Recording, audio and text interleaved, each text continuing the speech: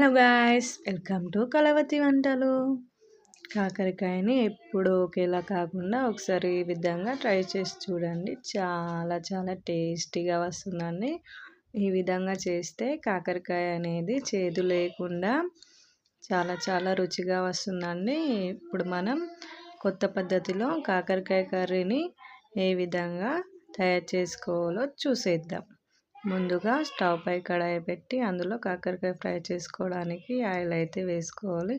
Oil heat అయిన తర్వాత ఇలా రౌండ్గా కట్ చేసి పక్కన పెట్టుకున్న కాకరకాయల్ని వేసుకొని ఫ్రై చేసుకోవాలి. ఈ విధంగా మంటని మీడియం ఫ్లేమ్లో పెట్టి కాకరకాయలు అనేవి మంచిగా గోల్డెన్ బ్రౌన్ కలర్ వచ్చేంత వరకు మనమైతే మంచిగా వేయించుకోవాలి. ఈ విధంగా మంటను మీడియం ఫ్లేమ్లో పెట్టి కాకరకాయలు మంచిగా ఫ్రై చేసుకోవాలి. ఇప్పుడు మనం పక్కన పెట్టుకొని ఇప్పుడు వెల్లుల్లి, పల్లీలు, జీలకర్ర మిక్సీ చేసుకోవాలి, గ్రైండర్ పట్టుకోవాలి. ఈ విధంగా ఇప్పుడు మనం ఇది కర్రీలో అయితే యాడ్ చేసుకోవాలి.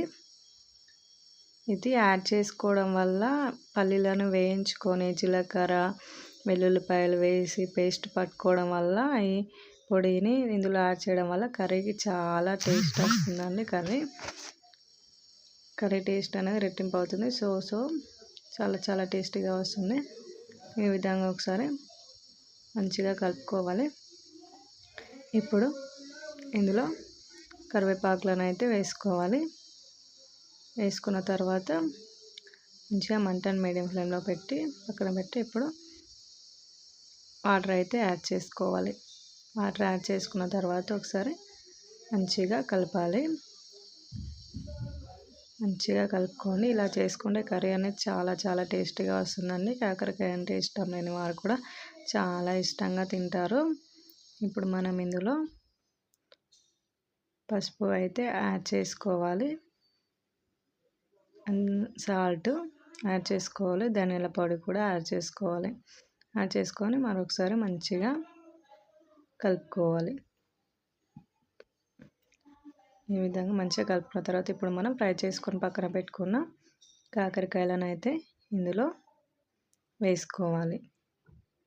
వేసుకున్న తర్వాత మంటను మీడియం ఫ్లేమ్లో పెట్టుకొని మంచిగా కలుపుతూ ఉండాలి. ఈ విధంగా గ్రేవీ మొత్తం కాకరకాయలకి పట్టేట్లు మంచిగా కలుపుకోండి. ఇప్పుడు ఒక 10 minutes మీడియం ఫ్లేమ్లో పెట్టి కర్రీని ఉడికించుకోవాలి. మంచిగా కలుపుతూ ఉండాలి, మాడిపోకుండా చూసుకోవాలి. ఈ విధంగా కలుపుకోవాలి.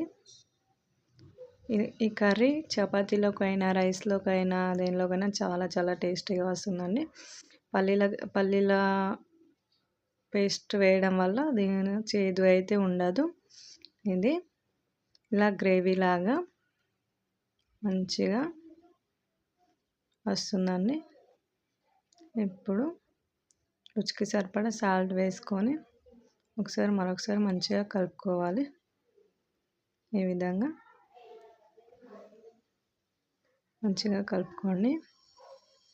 చాలా చాలా టేస్టీగా వస్తుందండి. ఒకసారి మీరు కూడా ఈ విధంగా ట్రై చేసి చెప్పండి. మన ఛానల్ లైక్ చేసి, షేర్ చేసి, సబ్స్క్రైబ్ చేసుకోండి.